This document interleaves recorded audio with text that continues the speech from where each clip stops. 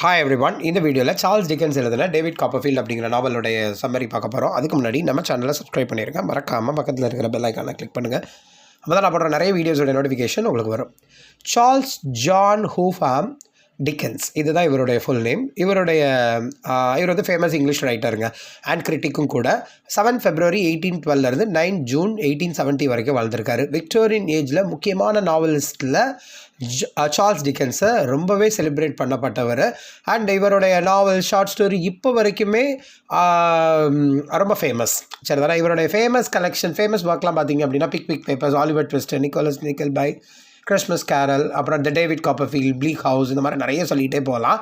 சரி வாங்க இந்த டேவிட் காப்பர்ஃபீல்டை பற்றி பார்த்துடலாம். இது வந்து ஒரு பில்டங்ஸ் ரோமன் நாவல். பில்டங்ஸ் ரோமன் அப்படிங்கிறது ஒரு லிட்ரரி ஜானர் மாதிரி. அந்த ஜானரில் சைல்ட்ஹுட் டே, அதாவது அந்த கேரக்டர், மெயின் கேரக்டர்னு பார்க்க போனோம் அப்படின்னா அந்த மெயின் கேரக்டர் வந்து சைல்ட்ஹுட்லேருந்து அடல்ட்ஹுட்டுக்கு மூவ் ஆகிற ஒரு மொமெண்ட் மாதிரி காட்டியிருப்பாங்க. அந்த கேரக்டர் சேஞ்ச் ரொம்பவே இம்பார்ட்டன்ட்.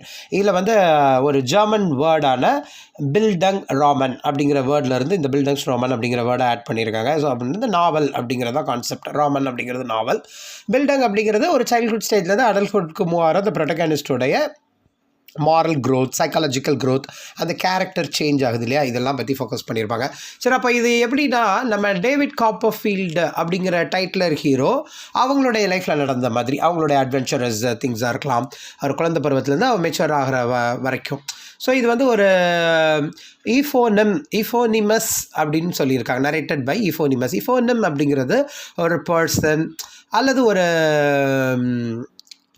யாரோ ஒருத்தராக கூட இருக்கலாம். அவங்க நரேட் பண்ண மாதிரி இதை கொண்டு வந்திருப்பாங்க. பட் இது நிறைய பேர் என்ன சொல்கிறாங்க அப்படின்னா இதுவும் அவருடைய ஆட்டோபயோகிராஃபிக்கல் நாவல், சார்ல்ஸ் டிக்கன்ஸோடைய ஆட்டோபயோகிராஃபிக்கல் நாவல் அப்படின்னு சொல்கிறாங்க. இது வந்து சீரியல் ஃபார்மாக தான் ஃபஸ்ட்டு அவர் பப்ளிஷ் பண்ணியிருக்காரு. அதாவது 1849 1850 வரைக்கும். அதுக்கப்புறம் இந்த சீரியலைஸ்டு கலெக்ஷன்ஸ் எல்லாமே 1850 ஒரு புக் மாதிரி பப்ளிஷ் பண்ணியிருப்பார். அண்ட் நான் ஏற்கனவே சொன்ன மாதிரி தான் இந்த நாவலில் சொல்லப்பட்டிருக்கிற நிறைய ஈவெண்ட்ஸ் வந்து சார்ல்ஸ் டிக்கன்ஸோடைய லைஃப்லேயும் ரிலேட் ஆகிற மாதிரி இருக்கிறதுனால இது ஒரு ஆட்டோபயோகிராஃபிக்கல் நாவல் அப்படின்னு சொல்லலாம். என்னோட மெயின் கான்செப்டை விக்டோரியன் இங்கிலாண்டு அந்த மொமெண்ட்டில் வந்து சைல்ட்ஹுட் பீப்புளுடைய சைல்ட்ஹுட் ஸ்டேஜஸ் எவ்வளோ ரொம்ப பேத்தட்டிக்காக இருக்குது அப்படிங்கிறத இந்த நாவல் மூலிமா காட்டியிருப்பார். சரி வாங்க இந்த நாவலுடைய மெயின் கேரக்டர்ஸ் பார்த்துடலாம். டைட்டிலர் கேரக்டர் டேவிட் காப்பர்ஃபீல்ட் தான், ஒரு ஆர்ஃபன். லேட்டராக அவனுடைய நேம் வந்து ட்ராட்வுட் காப்பர்ஃபீல்ட் அப்படிங்கிற மாதிரி காட்டியிருப்பாங்க, மாறி இருக்கும்.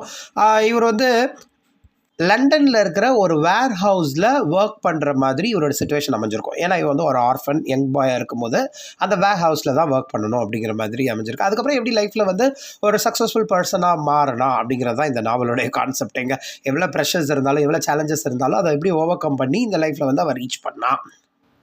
நெக்ஸ்ட் கேரக்டர் பெகோட்டி அப்படிங்கிறவங்க. பெகோட்டி யாருன்னா டேவிடுடைய நர்ஸ். ரொம்ப சியர்ஃபுல்லான ஒரு கேரக்டர். அவனோட லைஃப் ஏர்லி சைல்ட்ஹுட் இயர்ஸ்லலாம் அவங்க கூட இருந்தவங்க தான்.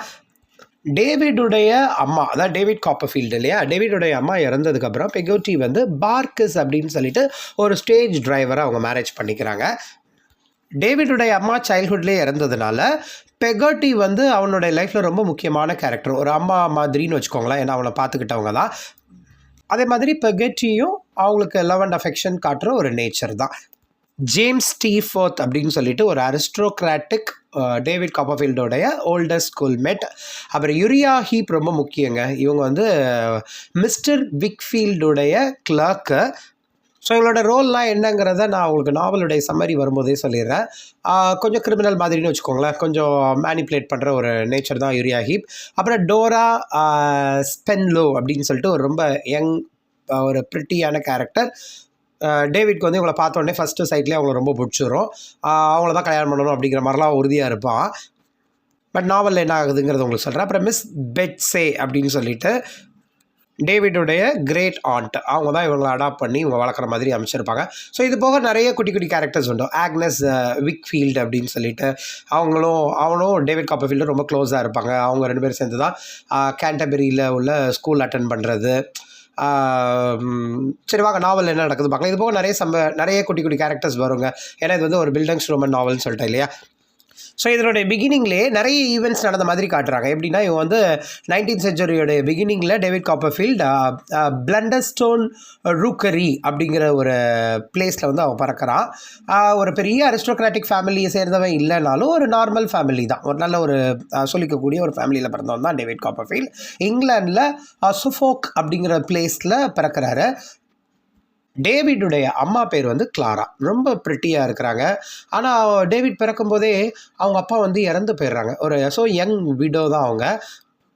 ஸோ இவங்க ஃபேமிலியில் இருக்கிற ஒரு லாயல் சர்வன்ட் தான் பெக்கோட்டி, அந்த டேவிடை பார்த்துக்கிறவங்கன்னு சொன்னாங்க இல்லையா. ஸோ கிளாரா வந்து ரொம்ப நம்புறது வந்து பெக்கோட்டியை தான். தன்னுடைய குழந்தைய வளர்க்குறது உன்னுடைய பொறுப்பு தான், நீ பார்த்துக்கணும், உன்னுடைய கடமை அப்படிங்கிற மாதிரி அவங்க சொல்கிறாங்க. எதனால் அப்படி சொல்கிறாங்க அப்படின்னா, அந்த கிளாரா வந்து மிஸ்டர் மர்ட்ஸ்டோன் அப்படிங்கிறவங்கள கல்யாணம் பண்ணுறதுக்காக பெக்கோட்டி கிட்ட நீ தான் குழந்தைய பார்த்துக்கணும் அப்படின்னு சொல்லிட்டு கொடுத்துட்டு போயிடுறாங்க. அப்போது அந்த மர்ட்ஸ்டோன்கிறவங்க இருக்காங்க இல்லையா, டேவிடை வந்து ரொம்ப டார்ச்சர் பண்ணுறான். மோரோவர் அவனை வந்து போர்டிங் ஸ்கூலில் போட்டுடணும், இங்கே இருக்கவே கூடாது அப்படின்னு சொல்லிட்டு அடிக்கலாம் செய்கிறான். அதே மாதிரி கிளாரா வந்து டேவிட் கூட பேசாதபடி கண்ட்ரோல் பண்ணுறது மர்ட்ஸ்டோனுடைய வேலை. பட் இருந்தாலும் பெக்கோட்டி வந்து அந்த சின்ன பையன் தான், அவனுக்கு லவ் அண்ட் அஃபெக்ஷன் தேவை அப்படிங்கிறனால அவங்க வந்து அவன் மேலே ரொம்ப அஃபெக்ஷனேட்டாக இருக்கிறாங்க. அதனால தான் டேவிட்க்கு வந்து பெக்கோட்டியை ரொம்ப பிடிச்சிருது. ஸோ என்னோட சேலம் ஹவுஸ் அப்படிங்கிற ஒரு போர்டிங் ஸ்கூலில் கொண்டு டேவிட் காப்பர்ஃபீல்டில் போட்டுடுறாங்க. அங்கே என்ன பண்ணுறாங்க, அந்த ஸ்கூலோடைய ஸ்பெஷாலிட்டி என்ன அப்படின்னா, ஸ்டூடெண்ட்ஸை எப்போ பார்த்தாலும் அடின்னு அடிக்கிறது தான். இருந்தாலும் அவனுக்கு நல்ல ஒரு ஃப்ரெண்ட்ஸ் கிடைக்கிறாங்கங்க டேவிட் காப்பர்ஃபீல்டுக்கு. டோமி ட்ராடல்ஸ், அப்புறம் ஜேம்ஸ் ஸ்டீஃபோர்த் வந்து டேவிட் காப்பர்ஃபீல்டோட கொஞ்சம் பெரிய பையனாக இருந்தாலும் அவனுக்கு வந்து ஒரு கைண்ட் அஃபெக்ஷனேட் ஒரு நல்ல ஒரு பர்சனாக தான் இருக்கிறாங்க. ஃப்ரெண்ட்ஸாக நல்ல ஒரு கேங்காக இருக்கிறாங்க அந்த ஸ்கூலில் கூட. இதில் டேவிட் காப்பர்ஃபீல்டோடைய டேலண்ட் அப்படின்னு பார்த்தீங்க அப்படின்னா நிறைய அட்வென்ச்சரஸ் ஸ்டோரிஸ் சொல்லுவான். ஏன்னா அவனுக்கு வந்து அட்வென்ச்சரஸ் நாவல் படித்தது ரொம்ப பிடிச்சிருந்தது. ஏன்னா பிளண்டர்ஸ்டோன் அப்படிங்கிற பிளேஸில் அவன் இருக்கும்போது நிறைய அட்வென்ச்சரஸ் நாவல்ஸ் படித்ததுனால இங்கே வந்து பசங்கக்கிட்ட அந்த கதையாக சொல்லும்போது இவனுக்கு ஒரு தனி மரியாதை, ஒரு கெத்து கிடச்சிருது டேவிட் காப்பர்ஃபீல்டுக்கு. இதில் ஒரு பாயிண்டில் டேவிடோட அம்மா இறந்து போயிடுறாங்க. அதனால் ஸ்கூல்லேருந்து டேவிடோட அம்மா இறப்புக்கு போகிற டேவிட் வந்து அவனுக்கு என்னென்ன விஷயங்கள்லாம் தெரிய வருது அப்படின்னா, பெக்கோட்டி இருக்காங்க இல்லையா, அவங்க வந்து யார்மவுத் அப்படிங்கிற பிளேஸ்க்கு மூவ் ஆகிட்டாங்க. ஏன்னா மிஸ்டர் மர்ட்ஸ்டோன் வந்து அவங்களையும் அந்த வேலையிலேருந்து தூக்கிட்டான் அப்படிங்கிறது தெரிய வருது. ஸோ அவங்கள அங்கே போய் பார்த்துட்டு மீட் பண்ணும்போது என்ன தெரிய வருதுன்னா, பெக்கோட்டி வந்து மிஸ்டர் பார்க்கிஸ் அப்படின்னு சொல்லிட்டு ஒரு ஹார்ஸ் கார்ட் டிரைவராக அவங்க மேரேஜ் பண்ணிக்கிறாங்க அப்படிங்கிறது தெரிய வருது நம்ம டேவிட் காப்பர்ஃபீல்டுக்கு. இப்போ அகெயின் டேவிட் காப்பர்ஃபீல்டை ஸ்கூலுக்கு அனுப்புறதை தவிர்த்துட்டு மிஸ்டர் மர்ட்ஸ்டோன் என்ன பண்ணுறான் அப்படின்னா, லண்டனில் இருக்கிற ஒரு ரேட் இன்ஃபெஸ்டட் பாட்டில் வேர் ஹவுஸ், ஒரு பாட்டில் மேனுஃபேக்சர் பண்ணுற ஒரு வேர் ஹவுஸ் மாதிரி இருக்குது. அதில் வந்து எலிகள் தொல்லை நிறைய உண்டுங்கிறது தெரியும். பட் அந்த லண்டன் வேர் ஹவுஸ்க்கு அனுப்பிடுறான். அப்போ வந்து அவனோட ஏஜ் வந்து 10 தான். 10 வயசு பையன்தான், அவனோட லைஃப்பை அங்கே தான் பார்த்துக்கணும் அப்படிங்கிற மாதிரி ஒரு சுச்சுவேஷன் நடக்கும் பொழுது மிஸ்டர் அண்ட் மிஸ்ஸஸ் மிக்காபர் அப்படின்னு சொல்லிட்டு ஒரு ஃபேமிலி இருக்குது. ஒருத்தங்க இருக்கிறாங்க, ஒரு ஃபேமிலியில் 2 பேர். அவங்க கொடுக்குற ஒரு ரூமில் தான் அவன் ஸ்டே பண்ணிக்கிறான். அது வந்து ரெண்ட்டுக்கு விடுறாங்க. ஸோ அந்த வயசில் அவன் அங்கே இருக்கிறான். இவன் ஏர்ன் பண்ணுறதே அவனுடைய சாப்பாட்டுக்கே போதாத ஒரு சுச்சுவேஷன் மாதிரி அவன் இருக்கிறான். அப்போவே அவனுக்கு தெரியுது படிப்பு இல்லை அப்படின்னா தன்னுடைய சுச்சுவேஷன் எவ்வளோ வேர்ஸ்ட்டாக இருக்குது. படிப்பு இல்லைன்னா அப்போ ஃப்யூச்சருமே ப்ளீக் தான், அதாவது யூஸ்லெஸ் தான், ஒன்றுமே இருக்காது, டார்க் தான் அப்படிங்கிற மாதிரி அவன் தெரிஞ்சுக்கிறான். உடனே அவன் முடிவு பண்ணிடுறான், இங்கே இருந்தால் நம்ம வேலைக்கு ஆகாது. அப்போது ஒரு டைமில் வந்து மிக்காபர் வந்து அந்த பிளைமவுத்துக்கு போகிற மொமெண்ட்டில் டேவிட் என்ன டிசைட் பண்ணுறான் அப்படின்னா, இந்த இடத்துல நான் இருந்தேன் அப்படின்னா நான் வந்து என்னுடைய லைஃபே போச்சு, அப்போ இங்கேருந்து எஸ்கேப் ஆகிட வேண்டியதான் அப்படின்னு சொல்லிட்டு பெட்ஸே நான் சொன்னேன் இல்லையா, அவனுடைய கிரேட் ஆண்ட், டேவிடோடைய கிரேட் ஆண்ட், அவங்கள போய் பார்த்தோம். ஏன்னா டேவிடோடைய பேரண்ட்ஸ் வந்து அவங்களோட அவங்களோட ஃபேமிலியில் வந்து கனெக்ட் ஆகாதபடி அவங்கள வச்சுருந்துருப்பாங்க. ஸோ பெட்ஸேயை மீட் பண்ணால் ஏதாவது ஒரு வழி பிறக்கும் அப்படிங்கிற மாதிரி அவன் முடிவு பண்ணுறான். ஸோ நம்ம இவங்க கூட இருந்தோம் அப்படின்னா வேலைக்காது. ஸோ அவங்கள கிரேட் ஆண்ட்டை போய் மீட் பண்ணால் கரெக்டாக இருக்கும் அப்படின்னு சொல்லிட்டு நம்ம டேவிட் காப்பர்ஃபீல்டு அவங்கள தேடி போகும்போது அவங்களும் அவனை அடாப்ட் பண்ணிக்கிறாங்க. அதாவது நடந்தே லண்டன்லேருந்து டோவருக்கு அவங்களுக்கு தேடி பார்க்குறதுக்கு நடந்தே அவங்க போய் கண்டுபிடிச்சிட்றான். அப்போ வந்து அவங்களும் அடாப்ட் பண்ணதுனால கேண்டபரியில் இருக்க டாக்டர் ஸ்ட்ராங் ஸ்கூல் அப்படிங்கிறதுல நம்ம டேவிட் காப்பர்ஃபீல்டை போட்டாச்சு. சேலம் ஹவுஸை கம்பேர் பண்ணும்போது இந்த ஸ்கூல் சூப்பர் ஸ்கூலுங்க இவனுக்கு. மிஸ்டர் விக்ஃபீல்டு அப்படிங்கிறவர் மிஸ் பெட்ஸேவுடைய சாலிசிட்டர். ஸோ அவங்களுடைய கண்ட்ரோலில் நம்ம டேவிட் காப்பர்ஃபீல்டை ஒப்படைச்சாச்சு. சாலிசிட்டர் அப்படிங்கிறவங்க லாயர், சரிதானா? சரி. இப்போ அவங்க வீட்ல அதாவது மிஸ்டர் விக்ஃபீல்டுக்கு ஒரு பொண்ணு. அவர்களுடைய நேம் வந்து ஆக்னஸ். இப்போ அவங்களும் இவங்களும் க்ளோஸ் ஃப்ரெண்ட்ஸ் ஆயாச்சு. ஆக்னஸும் யாரு நம்ம டேவிட் காப்பர்ஃபீல்டும். இதில தான் பொறாம பிடிச்ச யுரியா ஹீப் அப்படின்னு ஒரு கேரக்டர். இவங்க யாருன்னா, மிஸ்டர் விக்ஃபீல்டுடைய அசிஸ்டன்ட் மாதிரி. மிஸ்டர் விக்ஃபீல்டுடைய கிளர்க் அப்படின்னே சொல்லலாம். ஒரு சர்டைன் பாயிண்டில் அவங்களுக்கு அசிஸ்டண்ட்டாக இருக்கிறவன் அவங்கக்கிட்டே பார்ட்னராக மாறுறது மட்டும் இல்லாமல் மிஸ்டர் விக்ஃபீல்டு எல்லாத்தையும் இழக்கிற மாதிரி யூரியா ஹீப் பண்ணிடுவான். அது வந்து அவனுடைய பிளான்.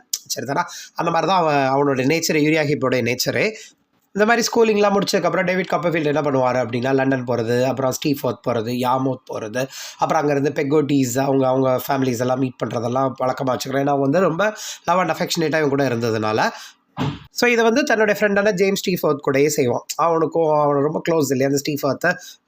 ஸோ பெகட்டி ஃபீமேலிக்கு வந்து மீட் பண்ணும்போது தான் என்னென்ன விஷயங்கள்லாம் தெரிய வருது அப்படின்னா, எமிலின்னு ஒரு கேரக்டர். எமிலி யாருன்னா, மிஸ்டர் பெகட்டியுடைய ஆர்ஃபண்ட் நீஸ். அது மாதிரி டேவிடுடைய சைல்ட்ஹுட் க்ளோஸ்ன்னு வச்சுக்கோங்களேன். அவங்களுக்கும் ஹாம் பெகட்டி அப்படிங்கிறவங்களுக்கும் என்கேஜ்மெண்ட் ஆகுது. ஹாம் பெகட்டி மிஸ்டர் பெகட்டியோட நெவ்யூ. இவர் வந்து ஒரு ஃபிஷர்மேன், அப்புறம் போட் பில்டரும் கூட. ஸோ இதை பார்க்கும்போது ஸ்டீஃபோர்த்துக்கு ரொம்ப பிடிக்குது. அதனால் பெகட்டிக்கு வந்து டேவிட்டை சொல்லி ஒரு போட்டை வந்து பர்ச்சேஸ் பண்ணி கொடுக்குறாங்க. அதுக்கு வந்து நேம் வந்து த லிட்டில் எமிலி அப்படிங்கிற மாதிரி நேம் கொடுக்குறாங்க. இது ஒரு பக்கம் நடக்குது. அப்புறம் லண்டனில் வந்து மிஸ் பெட்ஸே வந்து டேவிட்க்கு வந்து ஒரு ஸ்பென்லோ அண்ட் ஜார்கின்ஸ் அவங்களுடைய கம்பெனியில் வந்து ஒரு அப்ரெண்டிஸ் மாதிரி ஒரு ஜாப்க்கு அவங்கள அரேஞ்ச் பண்ணி வைக்கிறாங்க. பட் இதில் வந்து இன்னும் டேவிட்டுக்கும் அந்த ஆக்னஸ்க்கும் ரிலேஷன்ஷிப் கண்டினியூ ஆகிட்டே தான் இருக்குது. அது வந்து ஒரு க்ளோஸ் ரிலேஷன்ஷிப் மாதிரி போகுதுன்னு வைங்களேன். அதுக்கப்புறம் அவங்க ஃப்ரெண்ட்ஸ்லாம் மீட் பண்ணுறாங்க. லைக் ஆக்னஸ், டேவிட், அப்புறம் அவனோட ஓல்ட் ஸ்கூல் மேட் அந்த டாமி ட்ராடல்ஸ், இவங்களெல்லாம் மீட் பண்ணிக்கிறாங்க. அப்புறம் இது வந்து ஒரு ப்ளசன்ட் ரியூனியன் மாதிரி அவங்க ஃபீல் பண்ணுறாங்க. ஏன்னா இதெல்லாம் அவங்களுடைய ஓல்ட் ஃப்ரெண்ட்ஸ் அவங்கெல்லாம். இதெல்லாமே ஒரு டின்னர் பார்ட்டியில் நடக்குது. அப்புறம் யார்மவுத்துங்கிறது பிளேஸு. அங்கே வந்து டேவிட் காப்பர்ஃபீல்டு வந்து